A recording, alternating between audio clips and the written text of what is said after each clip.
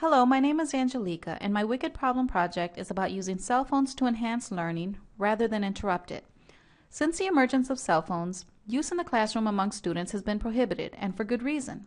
The things students were doing with their cell phones was detrimental to say the least. However, last year, my school district allowed these and other electronic devices in schools, but with regulation. Cell phones had to be turned off, and if they were not, they would be confiscated. This led to a greater problem. Students were less discreet, and they peeked at their phones way too often, which told me the phone was not off. So that meant I had to confiscate yet another phone. This was driving me crazy. Cell phones were becoming more of a nuisance now more than ever before. But one day, as I was about to snap on a student for looking at her phone, she explained that she was just following along with the reading just from her phone because I was short on books. That gave me an idea. Why not turn these phones into learning tools?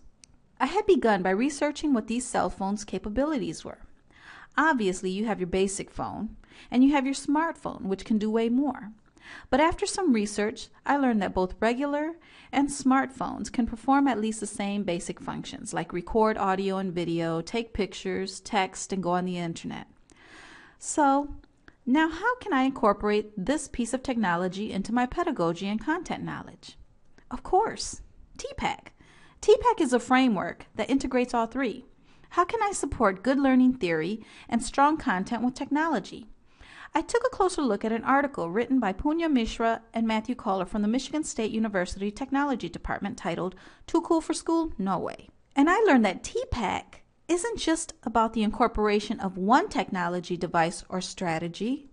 It is using several different strategies among different technologies across different content that makes each learning experience unique. They state that the expert TPAC teachers consciously and unconsciously do this by finding ways to orchestrate and coordinate TPAC into every act of teaching.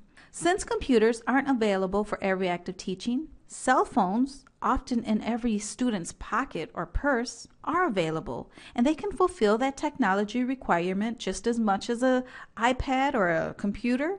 My studies from that point resulted in the following two findings regarding cell phones in class.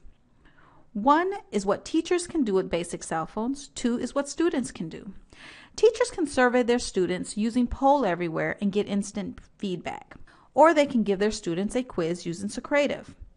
Another idea teachers can use is to open a brainstorming forum with Wi-Fi or Locomoda, where students can also give feedback or input.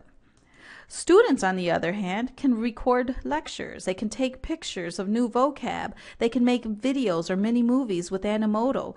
They can summarize a piece of literature that they've read and make a video. They can ask questions with Twitter using a classroom hashtag.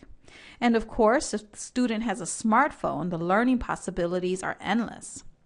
So all this sounds good and all, but can this really work? Since I cannot put it to the test, I gathered a group of my son's best friends and sat them down for a little Q&A. After burgers and several questions about cell phones, I came away with some things I hadn't thought of. They told me that not all students have cell phones. I mean, I kind of knew that, but it's even less than I thought because a lot of them act like they have one just to fit in. Well, they do have one. There's just no service. So that means no texting or going online. I'd have to revisit or revise my plan. They also told me that if I begin to allow cell phones in class, students will cheat. So pay closer attention to that. I also learned that one of the main reasons students toy with their cell phones in class is because they're simply bored. So as a result of my discussion with them, I concluded that cell phone use in class can be beneficial overall. It is creating a responsible culture of cell phone use in the class that's also stimulating. That may be more the challenge. But I'm confident with my pedagogy. So on with my journey I go.